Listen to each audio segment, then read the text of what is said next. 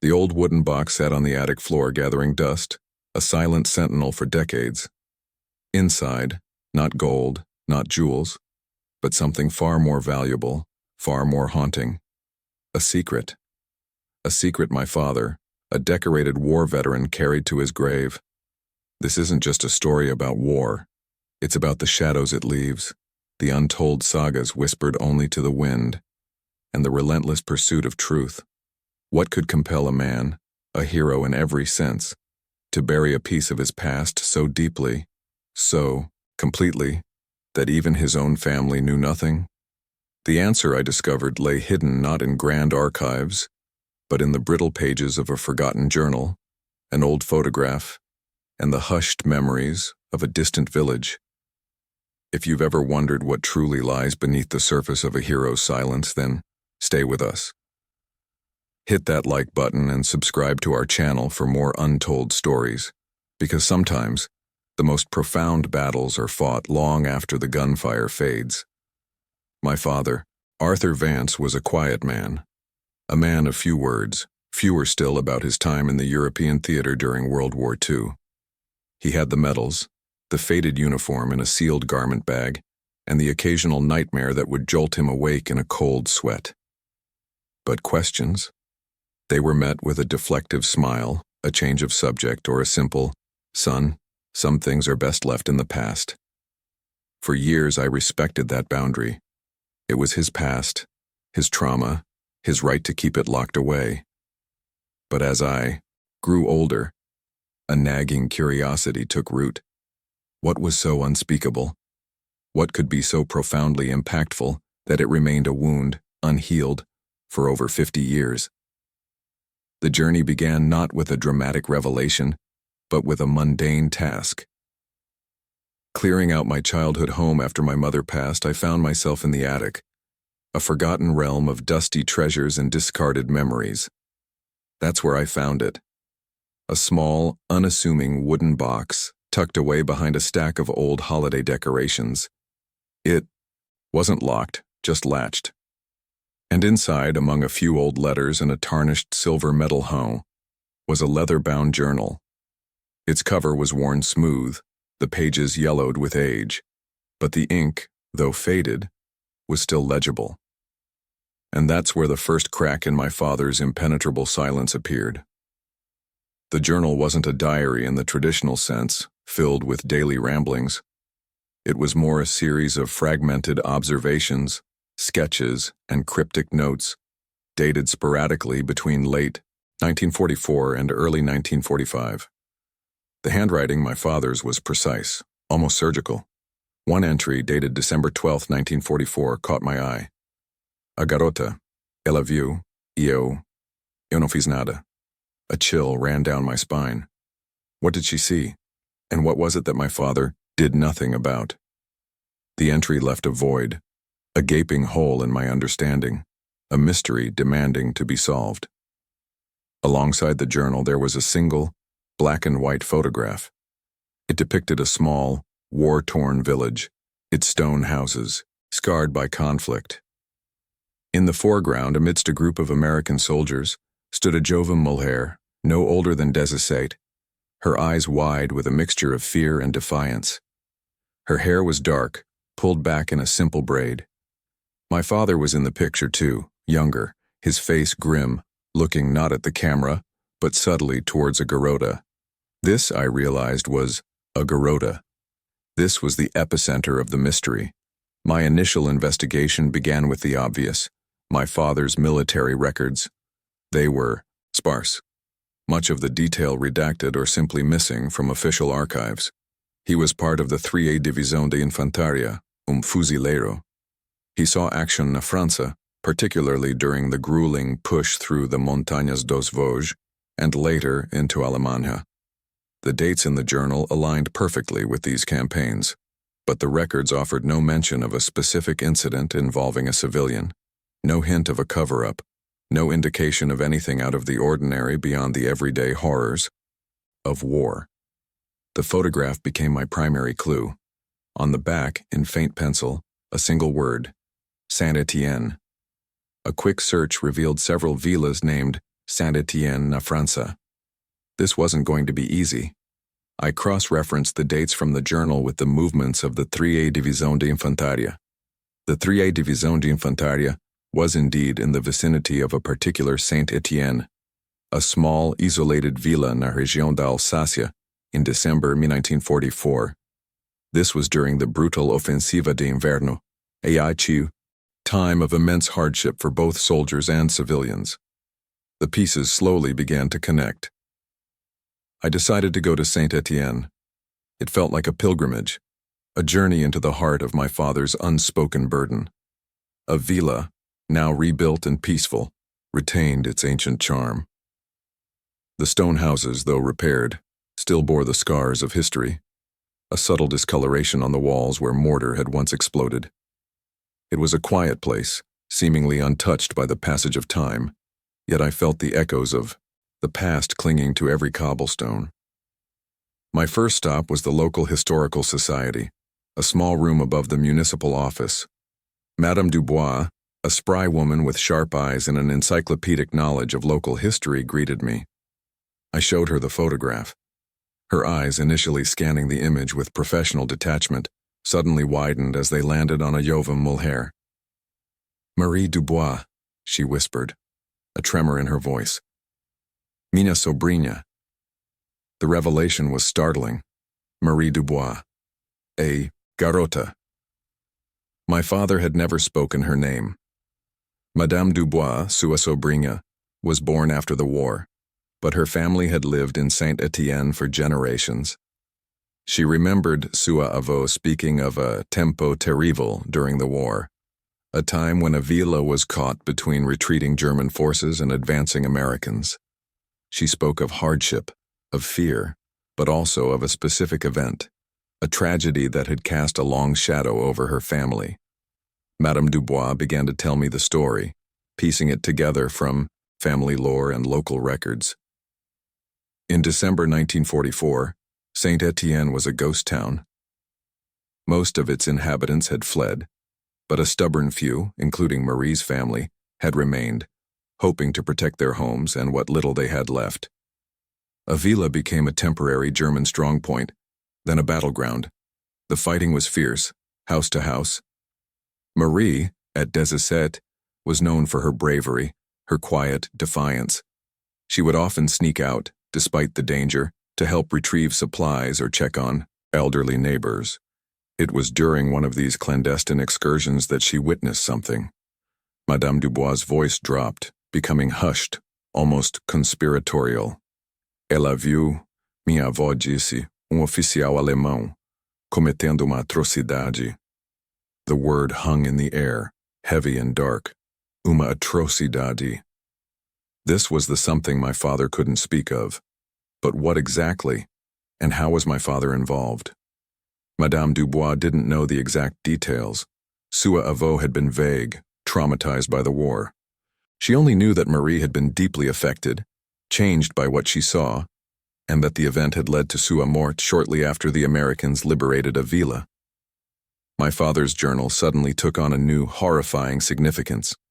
"A garota. Ela viu. E eu não fiz nada." The guilt, the profound regret woven into those few words, now made agonizing sense. He wasn't just a witness to war. He was a witness to an injustice, a horror that he felt he had failed to prevent or rectify. I spent days in Saint-Étienne, poring over local archives, church records, and old newspaper clippings. A villa was small enough that every significant event, especially during the war, was meticulously recorded.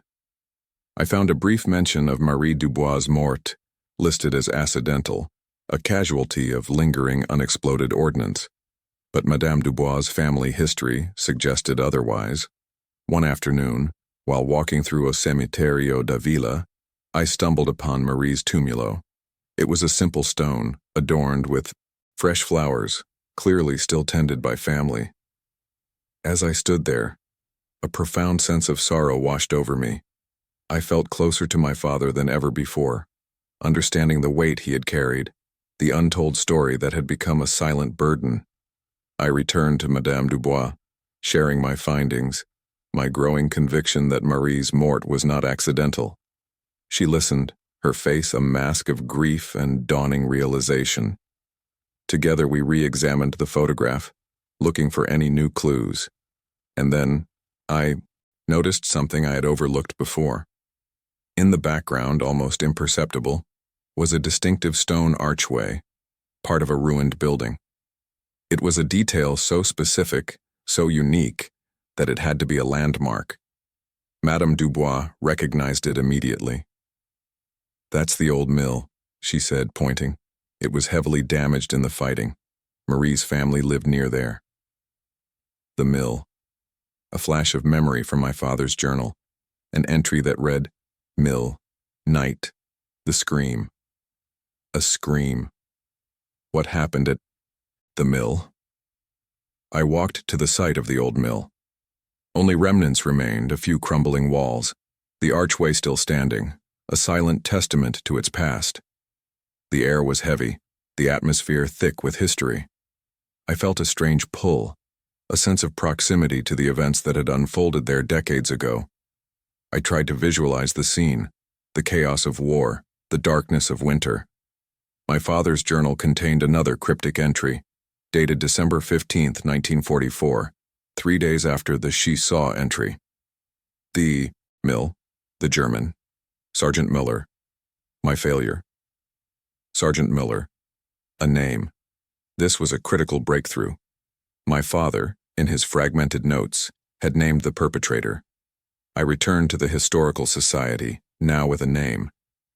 Madame Dubois, surprised by the new detail, began searching through her archives for any mention of a German officer named Miller. It was a long shot.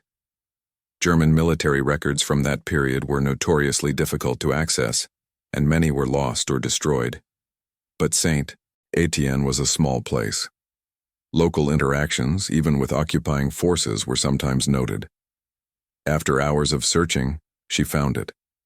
A small, almost insignificant entry in a village ledger detailing requisitions by German forces.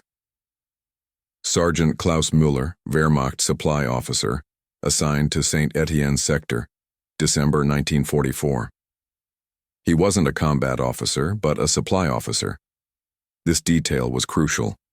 It suggested he might have been operating somewhat independently, perhaps less directly, involved in the frontline fighting, but still present in a villa. The pieces were beginning to fit, forming a chilling mosaic. Marie Dubois witnesses uma atrocidade committed by Sergeant Miller. My father, a young American soldier, is somehow aware of it, perhaps even present. He feels he did nothing. Then Marie dies. Was sua morte truly accidental? Or was it connected to what she saw, to Sergeant Miller? I contacted military historians, specialists in World War II, sharing the fragmented information. They confirmed that during the chaos of withdrawal, German units, especially those involved in logistical support, sometimes acted with impunity, committing acts of cruelty or revenge against civilian populations perceived as collaborators, or simply for their own amusement. A atrocidade Marie witnessed could have been anything from a brutal execution to a sexual assault. My father's silence, his profound guilt, suggested something truly horrific. The journal continued to offer tantalizing glimpses. An entry dated December 16, 1944. The chase, the woods, shot. This was a new disturbing detail. A chase? A shot? Who was shot? Was it Miller or Marie? The ambiguity was agonizing. I realized I needed to go beyond official records and family lore. I needed to find someone who was there, someone who might have seen something, even a fragment, that could connect the dots. Madame Dubois suggested I speak with Monsieur Jean-Luc, the oldest living resident of Saint-Étienne. He was 98, frail, but his mind, she assured me, was as sharp as ever. Monsieur Jean-Luc lived in a small cottage on the edge of a villa, his garden meticulously kept. He greeted me with a weary but kind smile. I showed him the photograph, pointing to my father, then to Marie.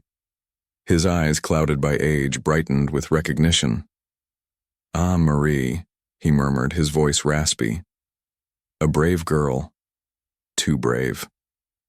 I explained my quest, my father's journal, the name Sergeant Mueller, a atrocidade, and the suspicion surrounding Marie's mort. Monsieur Jean-Luc listened patiently, his gaze fixed on some distant memory. He spoke slowly, deliberately, his words painting a vivid, heartbreaking picture of those dark days. He confirmed that Sergeant Mueller was indeed in Saint-Étienne.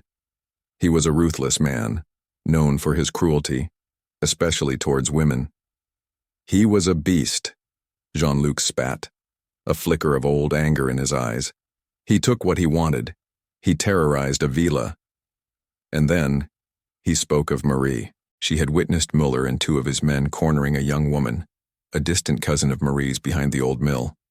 What followed was an act of brutal sexual violence. Marie, hidden in the shadows, saw it all. She tried to intervene, to scream, but was silenced by fear. My father, Jean-Luc recalled, was part of an American scouting party advancing cautiously through a villa. He and his squad were close, so close near the mill when the screams began. "Your father," Jean-Luc said, his gaze piercing mine. "He was a good man. He heard. They all heard. But they were ordered to hold position, to not engage prematurely, for fear of revealing their presence and compromising the larger advance. They were told to observe, report, but not to act.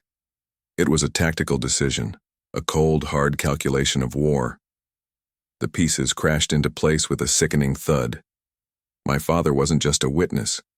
He was a silent, agonizingly helpless witness. He was under orders. He couldn't intervene.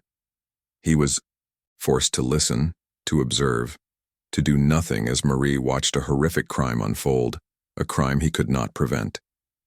This was the profound failure that haunted him. But the story didn't end there. Jean-Luc continued.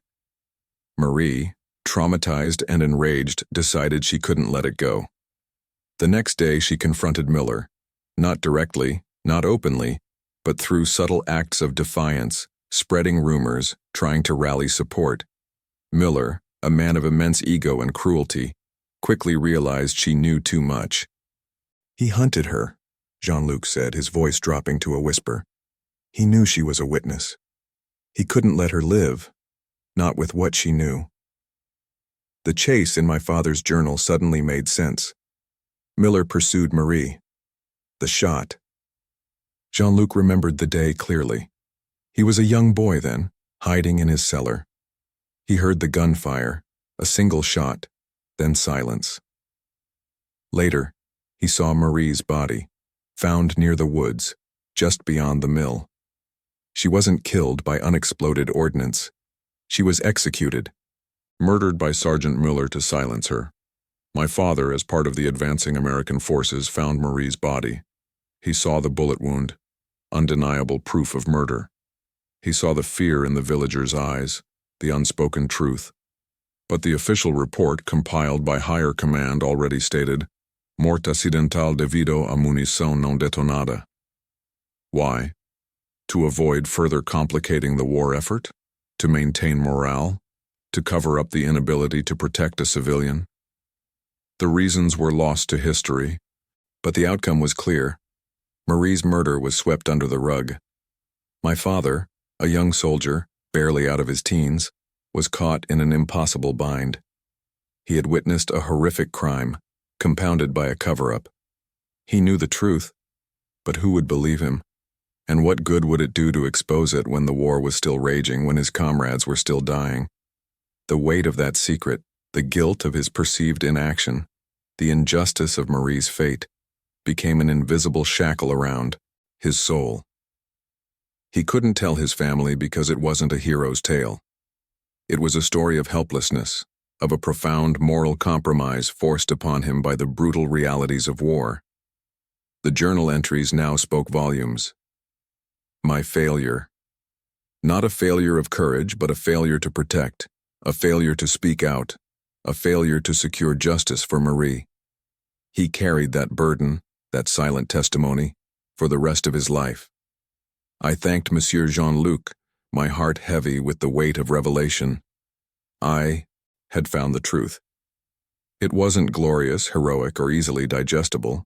It was messy, tragic, and deeply human. My father wasn't a coward. He was a victim of circumstances, a man forced to make an impossible choice and then live with the agonizing aftermath. My journey to Saint Etienne had not only uncovered a hidden war story, but had also revealed a deeper understanding of my father. His silence wasn't about forgetting.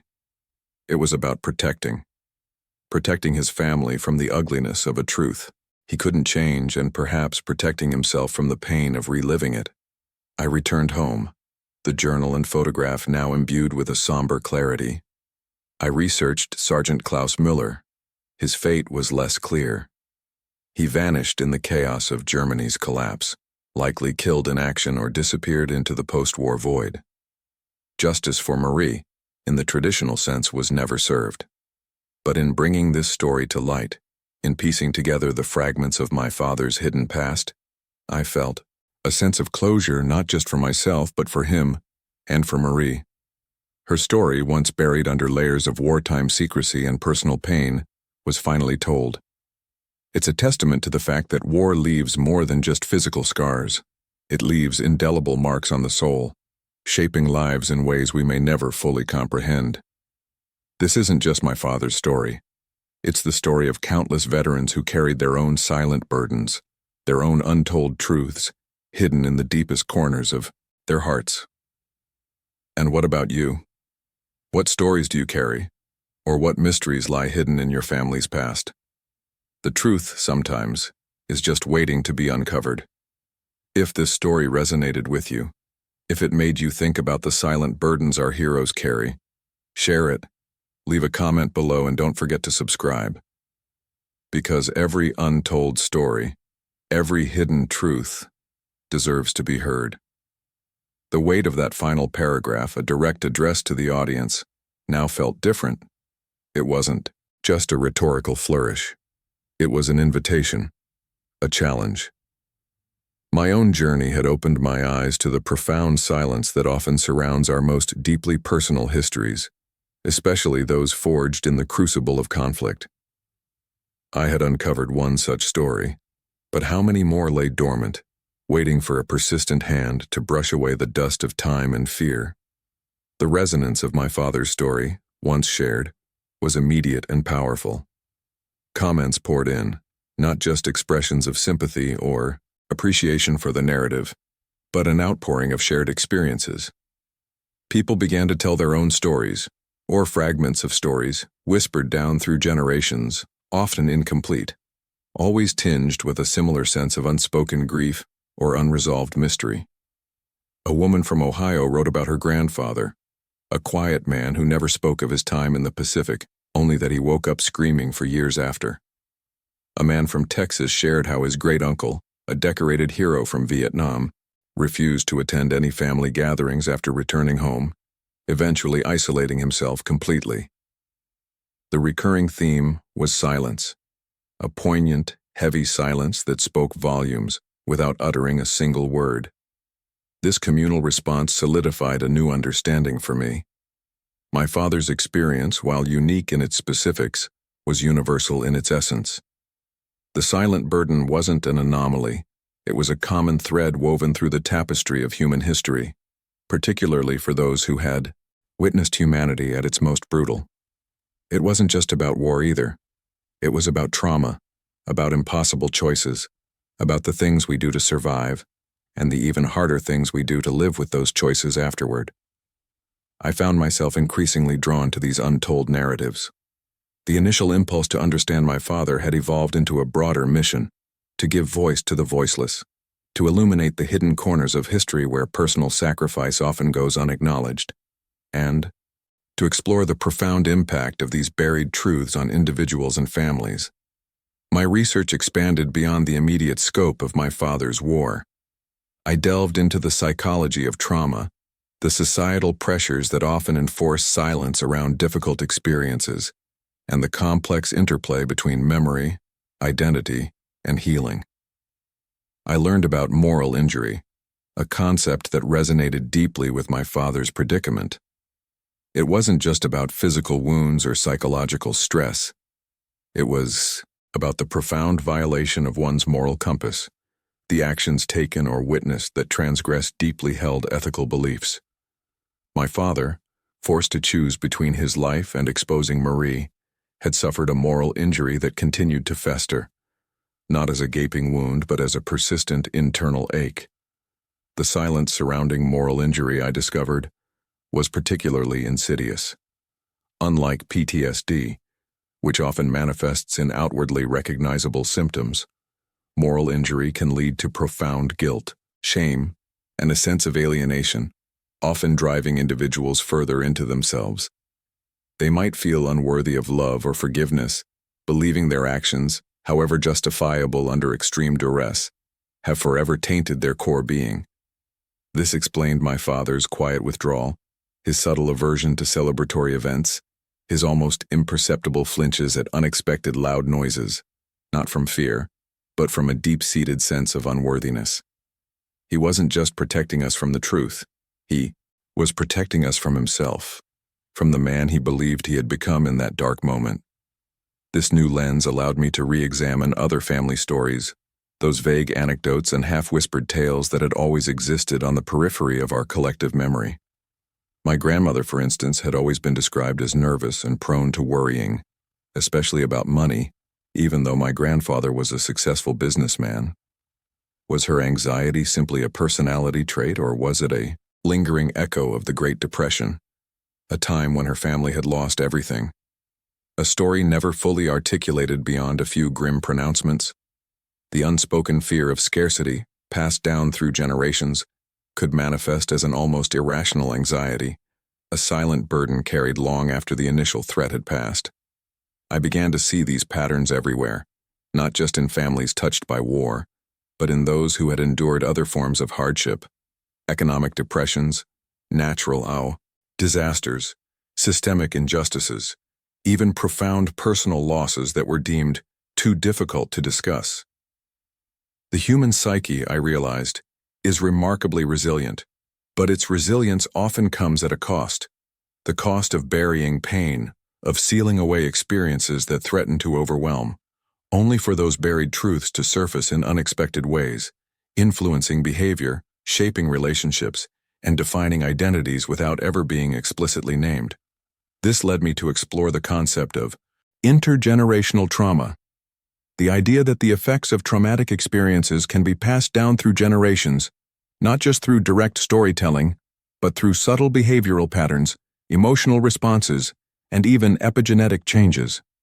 Children of Holocaust survivors, for example, have shown higher rates of anxiety and stress, even if they never directly experienced the atrocities themselves. The silent burden in these cases wasn't just a personal one, it was a legacy, an invisible inheritance. My father's silence then wasn't just about him, it was also about me and my siblings, and perhaps even future generations. His unspoken truth had shaped our family dynamics in subtle ways. His quiet strength, his unwavering sense of duty, his sometimes melancholic gaze. These were all facets of a man profoundly impacted by an experience he could not share. And in turn, these qualities had shaped our perceptions of him, and perhaps even our own approaches to life's challenges. The desire to understand and articulate these hidden truths became a driving force. I started a podcast, Echoes in the Silence, dedicated to exploring these untold stories. The format was simple. I would share my insights, drawing on my research and personal experiences, and then invite listeners to submit their own family mysteries, their own silent burdens. The response was overwhelming. One episode featured a woman whose grandfather, a seemingly ordinary factory worker, had a locked chest in his attic that no one was ever allowed to touch. After his death, her family discovered it contained a meticulously kept diary from his time as a conscientious objector during World War II, detailing his struggles with pacifism in a time of intense national fervor, his imprisonment, and the profound social ostracism he faced. He had never spoken a word of it, choosing instead to live a quiet life, his convictions etched onto the pages of a hidden journal. His silence wasn't born of shame, but of a quiet dignity, a refusal to compromise his beliefs even at great personal cost. His family finally understood the subtle undercurrent of quiet defiance that had always defined him. Another story came from a man whose mother, a seemingly vibrant and outgoing woman, had always had an inexplicable fear of open water, to the point of panic attacks near lakes or even large swimming pools. After her passing, while going through old documents, he found a faded newspaper clipping from her childhood, a small article about a ferry accident in her hometown, where several children had drowned. She had been on that ferry, one of the few survivors, a detail she had never once mentioned. Her fear, once a puzzling eccentricity, now made heartbreaking sense. The silent burden of survival, coupled with the trauma of witnessing such a tragedy, had manifested as a lifelong phobia, a constant physical reminder of an event she could not bring herself to articulate. These stories, and countless others, reinforced a crucial point. The truth, even when painful, can be incredibly liberating, not just for the person who finally shares it, but for those who inherit its silent weight. Understanding the roots of a parent's or grandparent's behavior, their anxieties, their eccentricities, their withdrawn moments, can transform judgment into empathy, confusion into clarity, and distance into connection. The process of uncovering these truths, however, is rarely straightforward. It requires patience, sensitivity, and often a willingness to confront uncomfortable realities. It's not about sensationalizing pain, but about honoring the human experience in all its complexity. It's about recognizing that our ancestors were not just names in a family tree. They were individuals who lived through extraordinary times, made difficult choices, and carried the weight of those experiences in ways we are only just beginning to comprehend. My own journey, sparked by a faded photograph and a cryptic journal, had led me down a path I never anticipated. It had transformed my understanding of my father, of my family, and of the broader human condition. The silence, once a frustrating barrier, had become a profound teacher, revealing the hidden depths of resilience, sacrifice, and the enduring power of untold stories. The podcast grew, becoming a repository of these quiet revelations. We created a community where people felt safe to share, to ask questions, and to begin the often difficult work of piecing together their own family narratives. The comments section of each episode became a forum for collective healing, a space where listeners offered support, shared similar experiences, and sometimes even provided missing pieces of information that helped others unlock their own family mysteries. One particularly poignant example involved a listener named Sarah, who wrote in about her grandmother. Her grandmother, a German immigrant who arrived in the U.S. after World War II, was notoriously secretive about her past. She would often change the subject if anyone asked about her life in Germany, and her eyes would glaze over with a distant sadness. Sarah had always assumed her grandmother had simply wanted to leave the trauma of war behind. After listening to an episode on moral injury, Sarah began to wonder if there was more to it. She started looking through old family photos and documents with a new perspective. She found a small, tarnished silver locket that her grandmother always wore but never opened. Gently, she managed to pry it open. Inside were two tiny, faded photographs, one of a young man in a Wehrmacht uniform and another of a baby. Sarah felt a jolt of recognition. The young man bore a striking resemblance to her grandmother's brother, who, according to family lore, had died on the Eastern Front. But the baby? There was no mention of a baby in their family history. Fueled by her newfound curiosity, Sarah wrote to the podcast, sharing her discovery and her grandmother's lifelong silence. A listener, an amateur genealogist specializing in German wartime records, reached out. He had come across a database of German birth records from the war years, including some from the specific region where Sarah's grandmother had lived.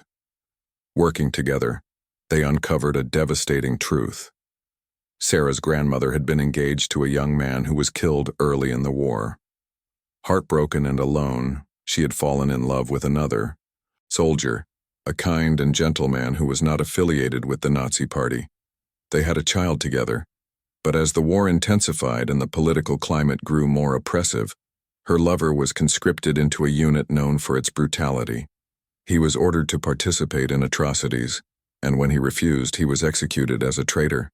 Her child, born out of wedlock and to a traitor father, was taken from her by the regime and sent to an orphanage, likely to be re-educated or worse. Sarah's grandmother, fearing for her own life and the lives of her remaining family, was forced to flee, leaving her child behind, never knowing what became of them. The locket, the baby's photo, the unspoken grief, it all clicked into place. Her grandmother's silence wasn't about forgetting.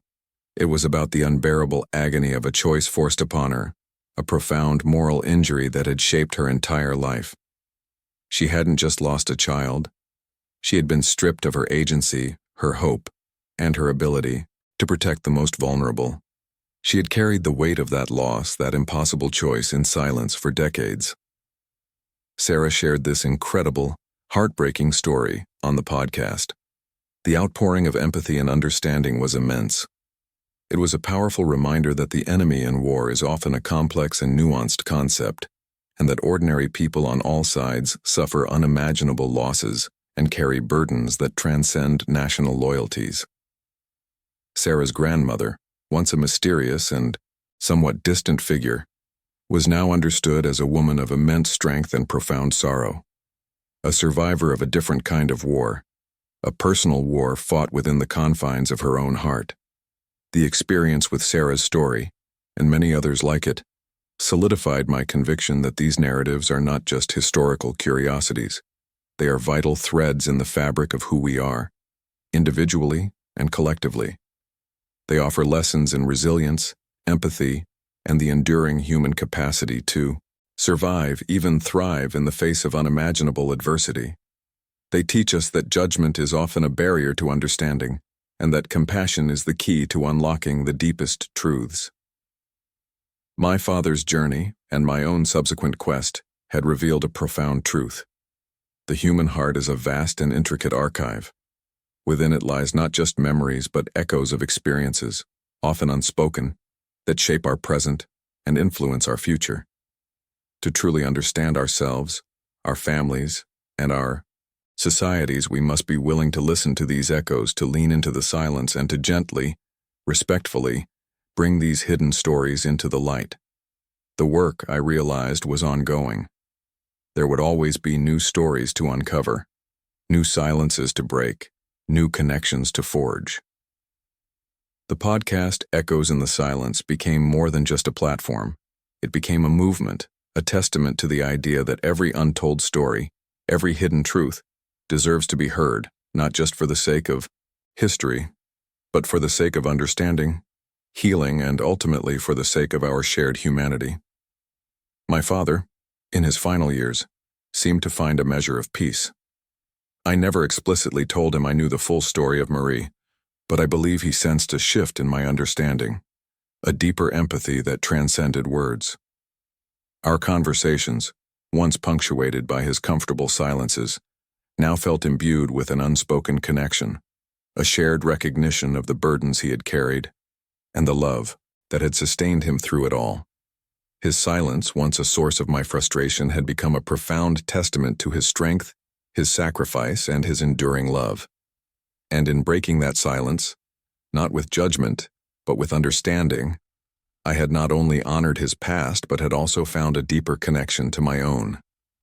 The truth, in its rawest, most human form, had set us both free. The podcast, in its second season, began to explore the concept of inherited trauma, not just through the lens of historical events like the Holocaust, but through the quieter, more insidious traumas that ripple through families across generations.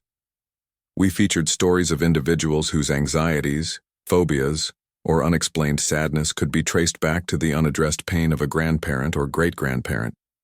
One particularly poignant episode focused on a woman who, despite a seemingly idyllic childhood, suffered from debilitating claustrophobia. Through therapy and genealogical research, she discovered her grandmother had been trapped in a collapsed building during the London Blitz, a story never spoken of within the family. Her grandmother's terror, unacknowledged and unmourned, had found an echo in her granddaughter's inexplicable fear. This revelation and countless others like it solidified my belief that silence, while sometimes a necessary coping mechanism, can also be a heavy burden, passed down like an unwanted inheritance. It's a phantom limb of pain, felt but not seen, understood but not articulated. The podcast became a platform for breaking these cycles, for giving voice to these echoes in the silence, and in doing so, offering a path toward healing. Listeners wrote in, sharing their own stories of ancestral echoes, of unexplained feelings that suddenly made sense in the context of a grandparent's war experience, an ancestor's forced migration, or a family's hidden shame. The community around Echoes in the Silence grew exponentially, a testament to the universal human need for connection and understanding, especially when confronted with the mysterious depths of our own psyches. We delved into the science behind inherited trauma, exploring epigenetics and the ways in which stress and trauma can literally alter gene expression, passed down through generations. Dr. Lena Petrova, a renowned epigeneticist, became a regular guest on the podcast, explaining how the experiences of our ancestors can leave a biological imprint, influencing our susceptibility to certain conditions, our stress responses, and even our personality traits. Her work provided a scientific framework for what many of our listeners felt intuitively, that we are not just products of our immediate environment, but also inheritors of a profound ancestral legacy, both beautiful and burdensome. The third season took a more international turn, exploring how different cultures grapple with collective trauma and the legacy of silence. We traveled virtually to Rwanda, listening to the stories of survivors of the genocide and the children born into its aftermath. We learned about Gacaca courts, a traditional form of justice and reconciliation, and how the act of public storytelling, even recounting horrific events, played a crucial role in the healing process for a nation. We heard from a young woman, whose parents were both survivors, about the unique challenges of growing up with parents who carried unspeakable memories, and how the communal effort to break the silence to bear witness was slowly, painstakingly rebuilding a shattered society. Similarly, we explored the impact of the stolen generations in Australia, where Indigenous children were forcibly removed from their families. The silence surrounding these events for decades had profound and devastating effects on individuals, families, and entire communities. We spoke with elders who, after years of silence, were finally finding their voices, and with younger generations who were actively seeking to reclaim their heritage and heal the wounds of the past. The recurring theme, regardless of geographical location or specific historical event, was the transformative power of storytelling, of acknowledging the truth, no matter how painful, and of the communal act of bearing witness. My own journey continued to evolve alongside the podcast. The initial drive to understand my father had broadened into a deep fascination with the human capacity for resilience and the intricate ways in which our past shapes our present. I found myself becoming a more patient listener, more attuned to the nuances of unspoken communication, to the subtle cues that signal a hidden story waiting to be told. The process of actively listening, of creating a safe space for vulnerability, became a sacred act. It wasn't just about extracting information, it was about honoring another person's journey, acknowledging their pain, and offering a space for reflection and release. I started incorporating workshops on active listening for ancestral stories into my work, helping individuals and families develop the skills to uncover and process their own inherited narratives. These workshops weren't therapy, but they provided tools for self-discovery and intergenerational communication.